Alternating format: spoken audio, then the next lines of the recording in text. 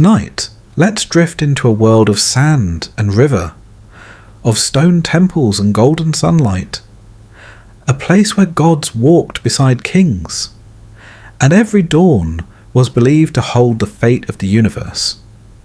You'll hear the stories the ancient Egyptians told themselves, how the world first rose out of dark waters, how love and betrayal shaped the gods, and how the sun fought its way across the heavens each day.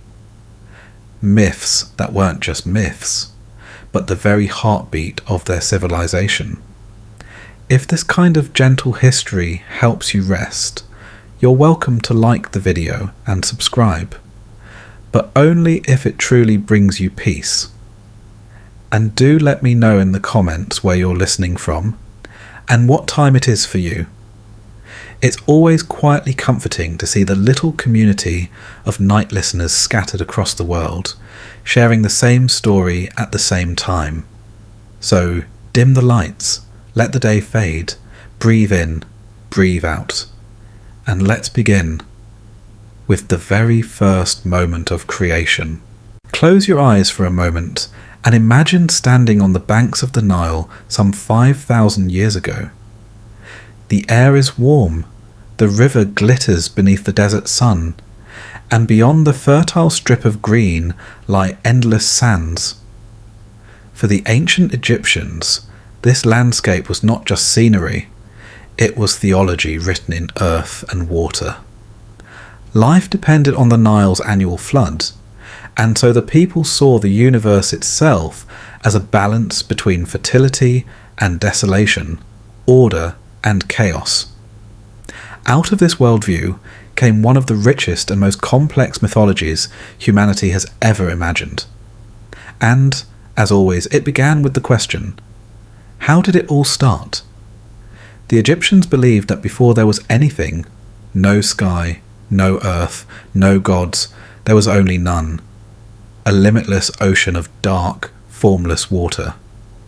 Not the friendly kind you dip your toes into on holiday, but the boundless, terrifying sort of water that has no bottom and no shore. Chaos itself. Out of this watery abyss, the first mound of land emerged. The Egyptians pictured this as a little island pushing itself up above the flood. An image inspired by their own experience of the Nile receding each year, leaving fertile mounds of earth behind. On this mound, creation began. Unlike the later Greek myths with their long-winded family dramas, the Egyptians offered multiple creation stories at once, and happily accepted them all as true. Different cities, different priesthoods, different versions. After all, why settle on one explanation when you can have several? One of the most influential versions came from Heliopolis, near modern-day Cairo. At the very dawn of time, the god Atum appeared on that first mound. Alone. Entirely alone. And frankly, a little bored. Atum, being a self-made god, decided to create company. How he went about this depends on how delicate your source is feeling. Some texts tell us he spat or sneezed, others prefer to say he, well, engaged in a solitary creative act. The result, however you phrase it, was the birth of Shu, the air, and Tefnut, the moisture. Shu and Tefnut, in turn, produced Geb, the earth, and Nut, the sky. But Geb and Nut were far too affectionate, clinging together so tightly that there was no room for anything else. Shu, the dutiful father, had to pry them apart, lifting Nut up to form the heavens, while Geb remained below as the land. From this divine separation came space itself, the world as we know it. Geb and Nut then had children of their own, Osiris, Isis, Set, and Nephthys, a divine family whose stories would dominate Egyptian religion. Altogether, this family of 9 gods was known as the Ennead of Heliopolis, and for centuries it provided a theological backbone for kings and commoners alike. If you travelled south to Hermopolis, however, the locals would tell you quite a different story. For them, creation began not with Atum, but with a mysterious group called the Ogdoad, 8 primeval deities in male-female pairs. They personified the ingredients of chaos, darkness, hiddenness, infinity, and water. Imagine them as abstract forces with frog and serpent heads, which, admittedly, sounds more like a surreal children's cartoon than lofty theology. These 8 swam in the primordial waters until, together, they brought forth the first mound and a cosmic egg. From this egg hatched the sun god, who rose into the sky and flooded the new world with light. The symbolism here is powerful, the sun emerging from an egg like a chick cracking through its shell. Only this time, the chick lights up the universe. Meanwhile, in Memphis, the priests of Ptah insisted that their god deserved top billing. Ptah was not a loud, dramatic creator. He didn't sneeze, spit, or hatch from an egg. Instead, Ptah imagined the world into existence. By thought and by word, he shaped reality. This was a remarkably sophisticated idea. Creation not through physical action, but through intellectual conception. Ptah thought the world, spoke the names of things, and they came into being. A bit like the universe as spoken poetry. Later, philosophers admired this version, finding it abstract, elegant, and perhaps more dignified than the other myths. Later still, when Thebes rose to prominence, the local god Amun was elevated as the true prime mover. His name meant the Hidden One, a god invisible and mysterious. Priests taught that Amun existed before all things, unknowable and unseen, yet from him the universe came. Eventually, Amun fused with the solar god Ra, becoming Amun-Ra, supreme deity of the new kingdom and patron of empire. What's fascinating about Egyptian creation myths is that they coexisted without tension. An Egyptian scribe might happily copy hymns to Atum one day and participate in rituals to Ptah the next, without ever feeling the need to reconcile the stories. To the Egyptian mind, myth was not about literal consistency. It was about expressing profound truths in different symbolic languages.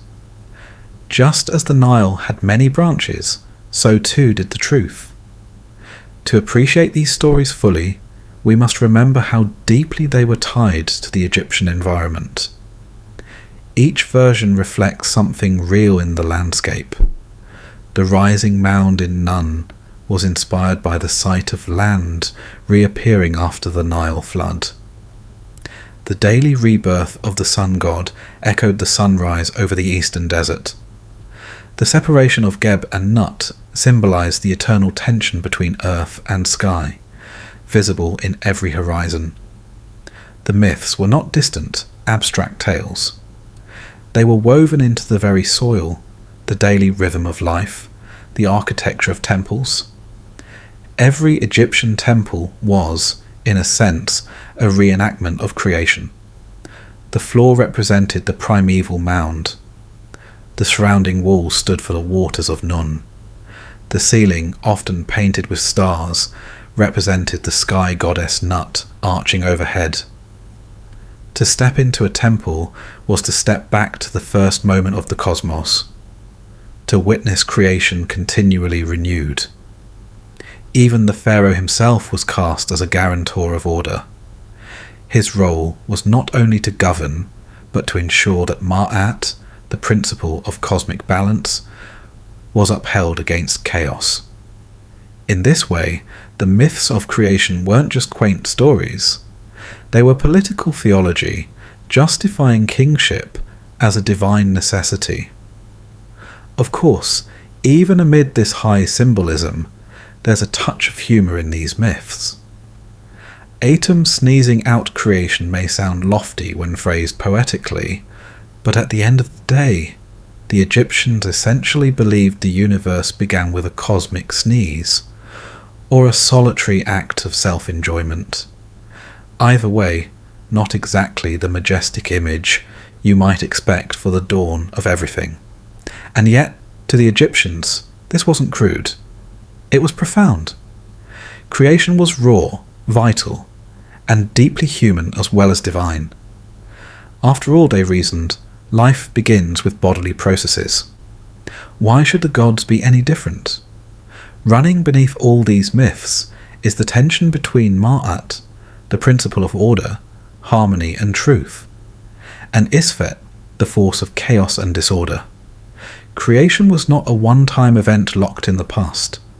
It was fragile, ongoing, something to be maintained daily through ritual, prayer, and the king's authority. Without constant vigilance, chaos, none, darkness, formlessness could return.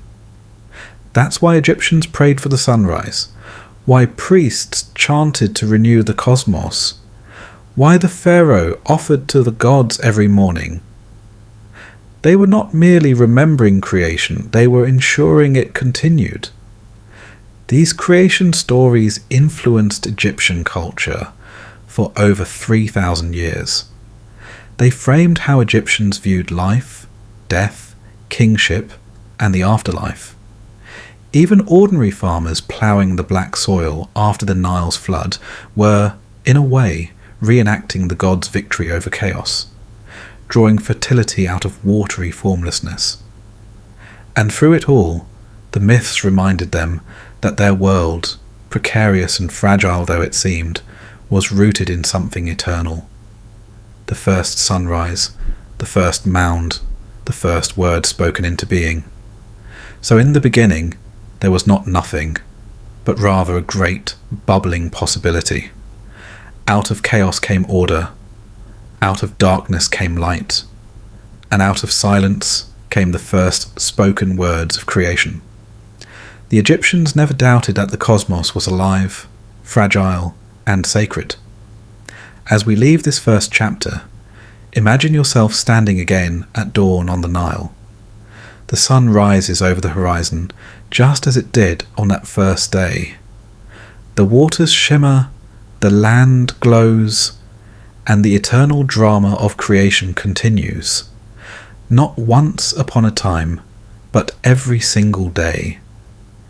And if you ever sneeze while watching the sunrise, well, you'll know you're in good company. Imagine the Egyptian afterlife not as a vague, misty paradise, but as something almost comfortingly familiar. Fields of grain, rivers of water, the company of your loved ones. Eternal life, yes, but eternal life that looks rather like an idealized version of the Nile Valley. And the promise that made this possible was the story of Osiris, Isis, and their son Horus. But before we get to heavenly fields, we must begin with betrayal, murder, and a body chopped into rather too many pieces. Osiris, according to tradition, was once a living king upon the earth. He was just, wise, and merciful. He taught humanity how to cultivate crops, how to worship the gods, and how to live in harmony with Ma'at, the principle of order. His reign was, to put it plainly, the Golden Age. But Golden Ages never last, and Osiris had a brother, Set, whose very character embodied disorder, violence, and storm. If Osiris was the fertile Nile, Set was the barren desert. If Osiris was calm abundance, Set was chaos on four legs. And like many siblings throughout history, Set grew jealous. The myth tells us that Set devised a cunning plan. He built a beautiful chest, fitted it perfectly to Osiris's body, and at a grand banquet offered it as a prize to whoever could fit inside. One by one the guests tried, each failing. When Osiris lay down in it, of course, it was the perfect fit. In a flash, Set slammed the lid shut, nailed it down, and flung it into the Nile. Osiris was trapped, suffocated, swept away by the current. It was the first great tragedy of Egyptian myth. the god king slain not by some cosmic monster, but by the treachery of family. The chest drifted northwards until it lodged in a tamarisk tree by the coast. The tree grew quickly around it, enfolding Osiris in its trunk. Local legends say that a king, admiring the tree's beauty, cut it down and made it into a pillar for his palace, little knowing it contained the body of a god. In a way, it is a fitting image. Osiris hidden within the very framework of the world, waiting to be found again. This is where Isis enters the story. Wife and sister to Osiris, she is one of the most remarkable figures in Egyptian mythology. A goddess of magic, devotion, and unrelenting determination. Isis didn't give up on her husband. She searched tirelessly for the chest, guided by whispers of the gods, and at last found it. She concealed it in a marsh, hoping to revive him through her spells. But Set, ever suspicious, discovered her hiding place. Furious, he tore Osiris's body into pieces, sometimes 14, sometimes 16, depending on the source, and scattered them across Egypt. It is hard not to smile at the practicality of Egyptian priests when recounting this gruesome detail. Each city that claimed to house one of Osiris's body parts proudly built a shrine to it. Nothing says civic pride quite like boasting of your local toe relic. Yet beneath the humour lies something deeply serious.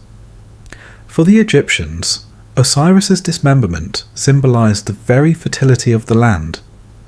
His body spread across Egypt mirrored the spreading of crops across the black soil. Death itself became seed. Isis, undaunted, set out again, this time joined by her sister Nephthys. Together, they travelled the length of the Nile, gathering each piece of Osiris. With careful devotion they reassembled him, mummifying him, wrapping his limbs, uttering spells of resurrection. This, so the myth says, was the very first act of embalming, the model for every mummy thereafter. The elaborate rituals of Egyptian funerals were not invented out of nowhere. They were direct imitations of Isis's work, reenacted in tomb after tomb, age after age. Yet there was one piece missing. According to the more daring versions of the myth, Osiris's phallus had been eaten by a fish. Even the gods, it seems, must endure indignities. But Isis, mistress of magic, was not to be defeated. She crafted a replacement, conjured life into Osiris for a brief moment, and in that moment conceived a son, Horus, the falcon-headed child who would one day avenge his father. Osiris, having fathered his heir, could not remain among the living. He descended instead to rule the realm of the dead, becoming lord of the underworld. And so Egypt gained not only a story of death, but also of hope. For Osiris did not simply die. He lived again, in another world, a greener, deeper world, where all souls might journey. Ordinary Egyptians, no matter how humble, longed to be identified with Osiris after death. Tomb inscriptions often read, "May he become Osiris." To die well was to join the fate of the god who had conquered death itself. This myth was not just personal comfort, it was political theology of the highest order. The living pharaoh was equated with Horus, ruling the earth. Upon death, he became Osiris, reigning below. In this way, the royal cycle mirrored the divine cycle. Kingship was not merely hereditary, it was cosmic. When the king died, another rose not simply by blood, but by divine mandate, repeating the eternal story of father and son. But death in Egypt was never automatic paradise. The soul had to be tested. The most vivid image of this comes from the so-called Book of the Dead, a collection of spells and instructions buried with the deceased. It describes the weighing of the heart. The dead person's heart, considered the seat of conscience, was placed on a scale against the feather of Ma'at, the goddess of truth and justice. If the heart was lighter or equal, the soul was justified, welcomed into Osiris's fields. If heavier, weighted down by sin, it was devoured by a fearsome creature, part crocodile, part lion, part hippopotamus. Not exactly the company one hopes for in eternity. At the centre of this ceremony sat Osiris himself, enthroned, green-skinned as a sign of rebirth, wrapped like a mummy, holding crook and flail. He was no longer the vulnerable victim of Set's treachery, but the judge of all mankind. Gods and mortals alike recognised his authority. Even mighty Ra, sailing his solar bark, sometimes sought the counsel of Osiris in the depths of the night. The beauty of the Osiris story is how it reflects everyday Egyptian concerns. To live in Egypt was to watch the Nile flood each year, drowning fields in water only to leave behind rich soil from which grain sprouted. Death and rebirth were not abstract concepts. They were seasonal realities. Osiris embodied this cycle. His murder was the flood. His restoration the fertile harvest. Farmers sowing their fields were, in a sense, continuing the work of Isis, piecing together life from death. Even the architecture of tombs carried this symbolism. The body of the deceased was laid within, wrapped and preserved like Osiris, while walls depicted scenes of offering, ritual, and the journey to the afterlife. To step into an Egyptian tomb is to step into the Osiris myth itself, endlessly repeated so that every man, woman, and child might share in its promise. And what of Set, the villain of the tale? He was not entirely demonized. Egyptians had a complicated relationship with him. He embodied chaos, yes, but also strength. In some traditions, he even rode on the solar bark with Ra, defending it against the serpent Apophis. In other words, the Egyptians recognized that chaos could not be eliminated. It could only be balanced. Even the murderer of Osiris had his role to play. It was theology as politics, politics as theology, a seamless web of myth and power. Isis herself became the most beloved of all Egyptian goddesses. Her devotion to Osiris, her power to resurrect, her protection of Horus, all made her the model of divine motherhood and wifely loyalty. Over time, her worship spread far beyond Egypt, across the Mediterranean world. Temples to Isis stood in Greece, Rome, even as far away as Britain. Centuries after the pyramids had ceased to rise, sailors still prayed to Isis for safe voyages. Her myth, born on the banks of the Nile, had become universal. For the Egyptians, the Osiris story was not only about gods, but about themselves. Every funeral reenacted his death. Every embalmer was another Isis, tenderly piecing together what had been lost. Every judge was a small reflection of Osiris, weighing the hearts of men.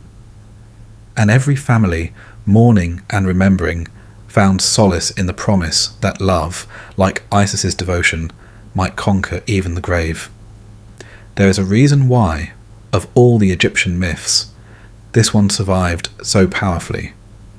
Creation stories differed, solar myths shifted.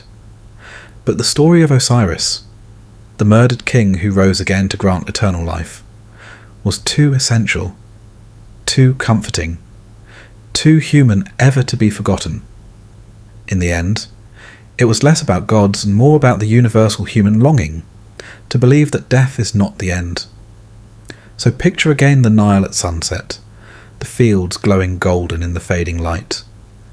Somewhere in that landscape lies Osiris, broken and reassembled, ruling in silence beneath the earth.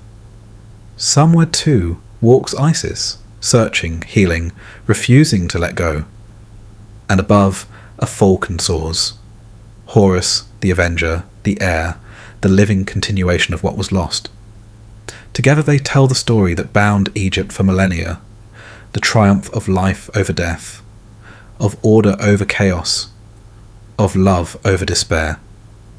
And if at some quiet moment you find yourself thinking of lost loved ones, or of the strange mystery that follows death, you are, in a way, keeping the same faith the Egyptians once held, that endings are never truly endings, that there is always something beyond the tomb, that Osiris still waits, green-skinned and patient, to welcome the justified into fields that never wither. If Osiris gave the Egyptians hope in death, then Ra gave them certainty in life.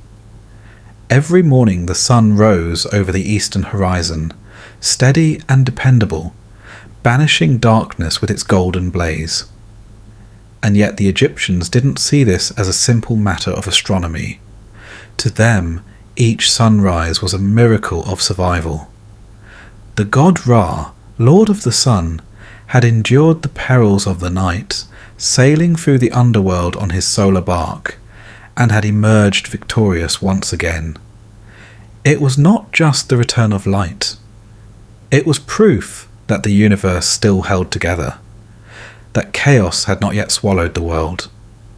Ra was among the most ancient gods of Egypt, and for centuries he reigned supreme. In Heliopolis, he was worshipped as the great sun god, his daily cycle a mirror for the cycle of human life, rising in the morning as a child, blazing at noon as a strong man, sinking in the evening as an old king, and passing through death each night before being reborn. In Ra's journey across the sky, Egyptians found the rhythm of existence itself. To see the sun was to see divinity. In fact, so central was Ra to Egyptian thought that the pharaoh himself was considered his living son. To rule Egypt was to be the offspring of the sun. But like any story worth telling, Ra's was not one of effortless triumph, for the sun's journey was filled with danger. At nightfall, Ra descended into the western horizon and entered the Duat, the Egyptian underworld. There he boarded his solar bark, crewed by other gods, and sailed through 12 gates, one for each hour of night. The Duat was no peaceful after-dinner cruise. It was a realm of shadows, filled with spirits, gods and monsters. The greatest threat of all was Apophis, a vast serpent embodying chaos itself. Apophis lurked in the darkness, waiting to strike, trying to devour the sun before it could rise again. Every night was thus a battle. The gods aboard the bark fought furiously to defend their lord. Arrows, nets and spells were hurled at the serpent.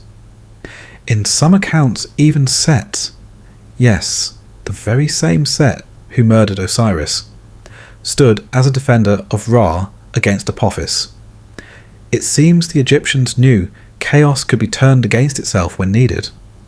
The struggle was unending, the danger eternal. But each morning Ra triumphed. The serpent was subdued, if only for a time, and the sun rose once more. This daily drama carried immense weight. To the Egyptians, the universe was not a clockwork machine running on its own. It was fragile, precarious, always threatened by disorder. Ra's battles were their battles. The priests who recited hymns at dawn, the workers who opened the temple doors to the first light, all were participants in this cosmic defense. Their rituals were not symbolic play acting. They were reinforcements, human allies to the gods, ensuring that order prevailed over chaos. Temples dedicated to Ra embodied this cosmic role. The most famous were at Heliopolis, where obelisks rose as petrified sunbeams, and at later periods, Karnak, where Amun and Ra fused into one mighty deity. Within these sanctuaries, rituals greeted the sunrise each day. Offerings of bread, beer, incense and song were laid before the solar god. The pharaoh himself, or more often his priests on his behalf, stood in as the guarantor of the sun's rising. Kingship in Egypt was inseparable from the cosmic order. To be pharaoh was to keep the heavens themselves running on time. As with so many Egyptian myths, Ra did not remain a solitary figure.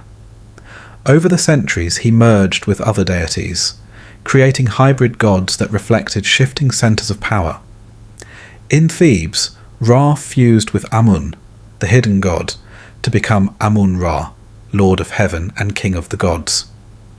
Elsewhere he was combined with Horus, the falcon god of kingship, as Ra-Horakti, Ra as Horus of the Horizons. These fusions were not awkward theological compromises. They were natural expansions, signs that divinity could be many things at once. Just as the sun touched every corner of the land, so Ra's essence could blend with other powers. But Ra's mythology contained not only battles in the sky, but also dramas upon the earth. One famous tale, preserved in the so-called Book of the Heavenly Cow, tells of a time when mankind rebelled against Ra. Tired perhaps of his stern rule, they plotted against him. The old sun god, angered, sent his fiery eye in the form of the goddess Sekhmet to punish humanity. Sekhmet was merciless. She tore through villages, slaughtering rebels, and her bloodlust threatened to wipe out humanity altogether. Only when Ra tricked her by flooding the fields with beer dyed red, which she drank, mistaking it for blood, was she pacified. The lesson was stark. Rebellion against cosmic order leads to ruin, but mercy can restore balance. And it is hard not to smile at the image of the lioness goddess collapsing in drunken sleep. Humanity saved not by force, but by a clever brewer's trick. For the Egyptians, these stories were never just entertainment. They reinforced the belief that order had to be maintained daily through ritual, law, and obedience to Ma'at. Ra's battles with Apophis, his punishment of mankind, his fusions with other gods, all of it was political as much as theological. The pharaoh, as son of Ra, inherited not only the right to rule, but the duty to fight chaos in all its forms. If the Nile failed to flood, if foreign armies threatened, if famine struck, these were not mere accidents. They were signs that chaos was pressing close, and only renewed devotion to Ra and Ma'at could set things right. Ra's cycle also carried profound personal meaning. Just as the sun set each night and rose again, so too did the Egyptians believe the soul could pass through death and rise in a new dawn. Tomb walls often depicted the solar bark, inviting the deceased to join Ra in his nightly voyage. To die was to accompany the sun through the duat, facing its dangers, hoping to emerge reborn at dawn. Osiris offered the promise of eternal life. Ra provided the daily pattern of how rebirth might unfold. Together they framed existence as a continuous circle: death and resurrection, night and day, harvest and flood. Even the natural world reflected Ra's power. The lotus, opening at sunrise and closing at night, became a symbol of creation and renewal. The scarab beetle, rolling its ball of dung across the ground, was seen as a miniature image of the sun god pushing his disk across the sky. In the humble life of a flower or insect, Egyptians glimpsed echoes of the divine cycle. Nothing was trivial. All creation was saturated with cosmic meaning.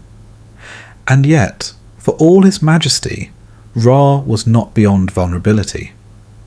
Myths sometimes describe him aging, growing weary of humanity's ingratitude, withdrawing into the heavens upon the back of the celestial cow.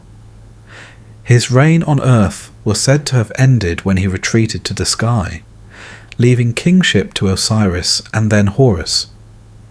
In this way, the myth explained why the pharaohs ruled Egypt instead of the sun god himself. The torch of order had been passed down, and human kings were expected to uphold what Ra had established. One cannot help but notice how Egyptian religion blended awe with practicality. The sun was clearly vital for crops, navigation, warmth, and life itself. But rather than reduce it to simple science, the Egyptians expanded it into myth, ritual, and theology. To them, the sun was not merely a ball of fire in the sky, but a god who sailed, struggled, and triumphed daily. Belief and reality were woven together seamlessly. As evening fell, Egyptians would watch Ra sink into the western desert. The horizon was not simply a line of sand. It was a doorway to the underworld. Night brought danger, but also hope, for they trusted Ra would return. Each sunrise was proof that their prayers, rituals, and loyalty to Ma'at were not in vain. In a sense, the Egyptians lived in a permanent state of cosmic suspense, waiting every dawn for the reassurance that order had once again prevailed. And so Ra's mythology became not just the story of a god, but the heartbeat of a civilization. Farmers rising to tend their fields, priests offering hymns in shadowed temples, pharaohs carving their victories into stone. All looked to the sun for meaning, for assurance that the world would hold together one more day. It was faith not in abstract eternity alone, but in the daily return of light. As you imagine this world, picture the great river gleaming at dawn, temples glowing golden, and the people bowing as the first rays spill across the land. Above it all, the solar bark glides triumphant, Apophis once again defeated, chaos pushed back into the shadows. Ra rises, eternal, magnificent, and the story of Egypt continues. And tomorrow, of course, he will do it all again.